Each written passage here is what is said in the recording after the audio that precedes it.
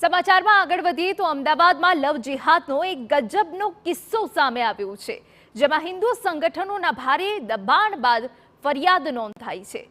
અમદાવાદમાં પોલીસને તેની ફરજનું ભાન કરાવ્યું છે। સામાન્ય લોકોએ હોટલમાં રોકાવા યુવતીનું બનાવટી આધાર કાર્ડનો ઉપયોગ થયો હોવાની માહિતી હિન્દુ સંગઠનના કાર્યકર્તાઓએ પોલીસને આપી। પોલીસે તપાસ કરતા તે માહિતી સાચી પણ સાબિત થઈ। આ વિધર્મીએ 3 હિન્દુ છોકરીઓ લવ જેહાદમાં ફસાયેલી છે અને આ 3ની આ ચોથી કે પાંચમી હશે એવી શંકા છે અને અમે પોલીસશ્રીને પણ પ્રશાસનને પણ વિનંતી કરીએ છીએ તમે આની વિરુદ્ધમાં સરકારશ્રી ફરિયાદ બને અને આની વધુમાં વધુ તપાસ થાય અને આનું બહુ મોટું કૌભાંડ અને ષડયંત્ર બહાર આવે એવી શક્યતા છે। એટલા માટે અમે પોલીસ પ્રશાસનને પણ કહીએ છીએ કે તમે સરકાર વતી ફરિયાદ આની જલ્દીમાં જલ્દી નોંધવામાં આવે।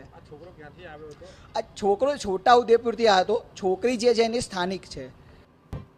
પોલીસ તપાસમાં સામે આવ્યું છે કે છોટાઉદેપુરના યુવક રેહાન અહેમદ અબ્દુલ શેખ અને એક યુવતી હોટલમાં રોકાવા માટે પુરાવા તરીકે આપેલા યુવતીના આધાર કાર્ડમાં ચેડા થયેલા છે। આરોપી રેહાને ફોટો એડિટ કરવાની એપ મારફતે આધાર કાર્ડમાં ચેડા કર્યા।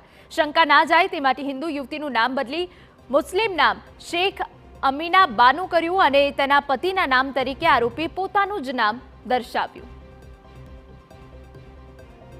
યુવતીનું જે ઓરિજિનલ નામ છે એને ચેન્જ કરી નાખ્યું અને આમીના બાનુનું નામ દાખલ કરીને પાછળ પોતાનું નામ વાઇફ ઓફ કરીને પોતાનું નામ દાખલ કરી અને આ કાર્ડ બનાવેલું છે અને આ કાર્ડના જુદી જુદી જગ્યાએ આધાર કાર્ડના ખરા તરીકે ઉપયોગ કરેલો છે। વસ્ત્રાપુર પોલીસે હાલ ફરિયાદ આરોપી રેહાન શેખ અને યુવતી સામે ફરિયાદ નોંધી આરોપીની ધરપકડ કરી લીધી છે। રેહાને યુવતીના નકલી આધાર કાર્ડનો ઉપયોગ કેટલી જગ્યાએ કર્યો છે, અન્ય કોઈના આધાર કાર્ડ આ રીતે બનાવ્યા છે કે નહીં તે તમામ મામલે હવે પોલીસે તપાસ હાથ ધરી છે।